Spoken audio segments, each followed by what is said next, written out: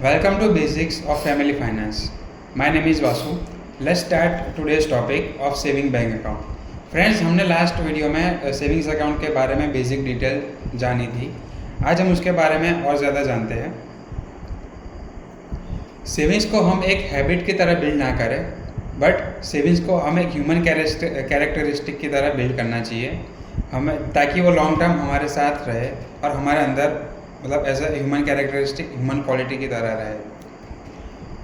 जिसके अंदर सेविंग करने की कमिटमेंट होगी, उसकी सैलरी अगर 10,000 भी होगी तो भी वो बंदा उसमें से 500 रुपये सेव करेगा और बाकी के 9,500 रुपये से वो अपने एक्सपेंसेस मैनेज करेगा. पर जिसके अंदर सेविंग्स की बेसिक अंडरस्टैंडिंग नहीं है, अगर उसकी सैलरी 1,00,000 रुपये भी होगी तो भी वो बंदा आगे जाके कुछ सेव नहीं कर पाएगा, क्योंकि उसमें उसकी हैबिट ही नहीं है. तो इसीलिए सेविंग्स बहुत इंपॉर्टेंट है friends. Respect your earnings. Today let me share one formula with you.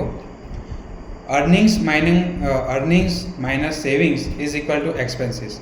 पहले आप अपनी सैलरी जैसे ही क्रेडिट होती है, उसमें से एक मेजर हिस्सा अपने सेविंग्स के लिए निकालिए और उसके बाद अपने एक्सपेंसेस को मैनेज कीजिए. लास्ट वीडियो में हमने 3 अकाउंट्स के बारे में बात किया था. सैलरी अकाउंट, सेकेंडरी अकाउंट और इन्वेस्टमेंट अकाउंट. लास्ट वीडियो में हमने 3 अकाउंट के बारे में बात किया था. प्राइमरी अकाउंट, सेकेंडरी अकाउंट और थर्ड है हमारा इन्वेस्टमेंट अकाउंट. प्राइमरी और सेकेंडरी अकाउंट जो है वो हमारे लायबिलिटी अकाउंट है, क्योंकि प्राइमरी और सेकेंडरी अकाउंट से जो भी हम एक्सपेंसेस करेंगे वो एक अकाउंट से दूसरे अकाउंट में सिर्फ पेमेंट के मोड से जाएंगे और फंड ट्रांसफ़र होगा. उसमें हमारे मनी का, हमारे वेल्थ का कोई भी ग्रोथ नहीं होने वाला.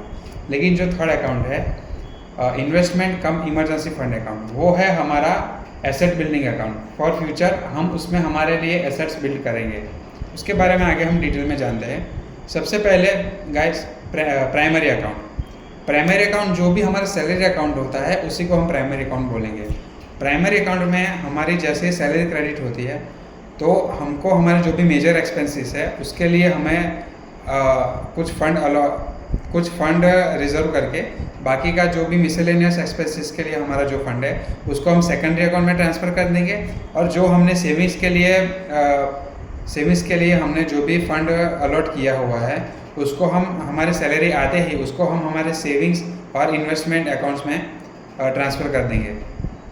इससे क्या होगा कि आपको सेविंग्स की बेसिक अंडरस्टैंडिंग आएगी. प्राइमरी अकाउंट, जैसे कि प्राइमरी अकाउंट से क्या करेंगे फ्रेंड्स. तो प्राइमरी अकाउंट बेसिकली हमारा एक लायबिलिटी अकाउंट है. प्राइमरी अकाउंट से हम ऐसे एक्सपेंसेस करेंगे जो कि हमको इनकम टैक्स फाइल करने के टाइम हमको जो अकाउंट में लेने पड़ते हैं वैसे एक्सपेंसेस. लाइक हमारा हाउस रेंट हो गया, होम लोन EMI हो गया, हॉस्पिटल का बिल, हॉस्पिटल बिल्स हो गया, मेडिकल इंश्योरेंस हो गया, लाइफ इंश्योरेंस हो गया, फिर हमारा जो भी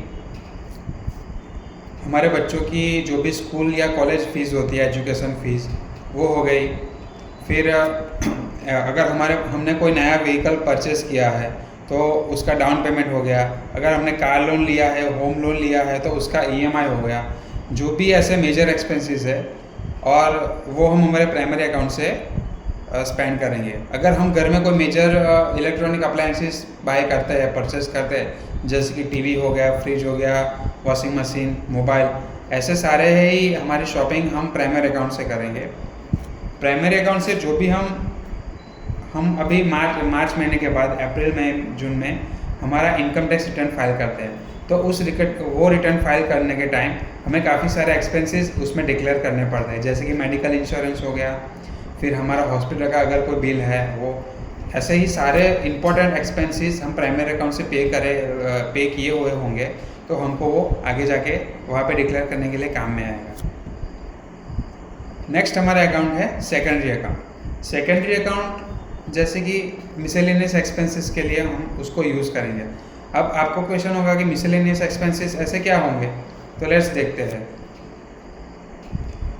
miscellaneous transactions like home grocery bills हो गया, फूड जैसे कि वेजिटेबल्स या मिल्क का कुछ भी पेमेंट हो गया. फिर हम डेली कम्यूट करते हैं तो ऑटो रिक्शा में या फिर उबर ओला में जो भी डेली कम्यूट करते हैं जॉब के लिए या फिर बिजनेस पर्पज़ के लिए, तो उसका जो भी हमारा एक्सपेंसेस होगा वो हम पेमेंट हमारे सेकेंडरी अकाउंट से करेंगे। फिर आता है हमारा एनी यूटिलिटी बिल्स, जैसे कि इलेक्ट्रिसिटी बिल पेमेंट हो गया, वाईफाई का रिचार्ज हो गया, मोबाइल फ़ोन का रिचार्ज हो गया। ऐसे सारे एक्सपेंसेस हम हमारे सेकेंडरी अकाउंट से करेंगे। घर में कोई भी छोटा मोटा रिनोवेशन करवाते हैं, प्लम्बर का या फिर इलेक्ट्रिशियन का कोई भी रिपेयर का वर्क करवाते हैं, तो ऐसे कोई भी एक्सपेंसेस हो गए वो हम हमारे सेकेंडरी अकाउंट से करेंगे। और एक हो गया कि कई बार फेस्टिवल्स पे, बर्थडेज पे हम हमारे फैमिली के साथ, फ्रेंड्स के साथ डिनर पे जाते हैं, तो ऐसे टाइम पे जो भी रेस्टोरेंट का फूड बिल आता है वो भी हम हमारे मिसलेनियस अकाउंट की जो कि सेकेंडरी अकाउंट है उससे पे करेंगे। अब हमारा सबसे इम्पोर्टेंट टॉपिक है फ्रेंड्स, इन्वेस्टमेंट कम इमरजेंसी फंड अकाउंट की, जो कि हमारा तीसरा अकाउंट है। ये अकाउंट की ज़रूरत क्यों है? तो ये अकाउंट आपके इन्वेस्टमेंट और सेविंग्स जर्नी में डिसिप्लिन लाएगा। अगर आप सैलरी आता ही अपना कुछ पोर्शन उसका सेविंग अकाउंट का, जो भी आपका प्राइमरी अकाउंट है उसका कुछ पोर्शन जैसे ही आप अपने इन्वेस्टमेंट अकाउंट में डाल देते हो, तो आपके पास एक अलोकेटेड फंड रहेगा कि आपको सेविंग्स कहाँ करना है, कौन से इस महीने कौन सा स्टॉक्स बाय करना है, तो उसके लिए आपके पास फंड रहेगा ऑलरेडी अलोकेटेड, तो आप उसको बेटर वे में एग्जीक्यूट कर सकोगे। देखते हैं, ये अकाउंट आपके लिए फ्यूचर एसेट बिल्ड करेगा, फ्यूचर प्रॉपर्टी बिल्ड करेगा। इस अकाउंट का यूज़ आप इक्विटी या स्टॉक्स बाय करने में कर सकते हो, म्यूचुअल फंड SIP हो गया, FDs में अगर आप इन्वेस्टमेंट करते हो, आपके पास अगर आपका PPF अकाउंट है तो PPF अकाउंट के लिए आप इसको PPF अकाउंट में पैसा ट्रांसफ़र करने के लिए इसको आप यूज़ कर सकते हो। फिर कोई भी FD हो गई, तो आपको बैंक में कोई भी FDs क्रिएट करनी है तो आप इसका यूज़ उसके लिए करेंगे। यानी गोल्ड ज्वेलरी अगर आपको बाय करनी है तो इस अकाउंट से आप गोल्ड ज्वेलरी बाय करेंगे, क्योंकि गोल्ड हम एज ए इन्वेस्टमेंट कई बार परचेस करते हैं। अगर आपने कोई भी स्टॉक्स परचेस किया होगा और आप उस कंपनी के शेयर होल्डर हो, तो अगर कंपनी डिविडेंड डिक्लेयर करती है तो उसका डिविडेंड भी आपके इसी अकाउंट में क्रेडिट होगा।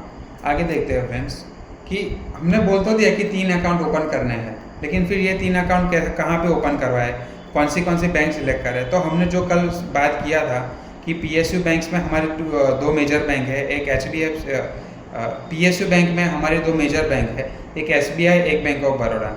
अगर और प्राइवेट बैंक में हमारे 2 मेजर बैंक से की डिस्कशन की थी, उसमें से एक है HDFC, एक है ICICI, और एक पोस्ट ऑफिस सेविंग अकाउंट के बारे में बात की जाए। तो इसका मिक्सचर आप ऐसे करें कि अगर आपका प्राइमरी अकाउंट सपोज SBI में है तो बाकी ये 2 अकाउंट आप BOB में खुलवाएं और एक अकाउंट आप HDFC बैंक में ओपन करवाएं। इस तरह आप कोई भी ये चारों में से कोई भी 3 अकाउंट, कोई भी 3 बैंक में जाके आप अपने अकाउंट ओपन करवा सकते हैं। और एक पोस्ट ऑफिस और एक आपका account as a saving account और एज ए इन्वेस्टमेंट अकाउंट आप अपने पोस्ट ऑफिस में ज़रूर ओपन करवाएं, क्योंकि पोस्ट ऑफिस बहुत सारी government backed saving scheme provide करता है, उसको प्रमोट करता है, तो वहाँ पे आपको बहुत इजीली एक्सेस हो जाएगा ऐसी गवर्नमेंट स्कीम्स के लिए। So that was all for today friends, thank you for watching. And आपको आज के टॉपिक के बारे में अगर कोई भी क्वेरीज हो, कन्फ्यूज़न हो, तो आप हमारे इंस्टाग्राम पे DM कर सकते हैं। और आपको आज का वीडियो अगर अच्छा लगा हो तो उसको लाइक कीजिए, चैनल को सब्सक्राइब कीजिए और आपके फ्रेंड्स या फैमिली में उसको शेयर कीजिए। Thank you.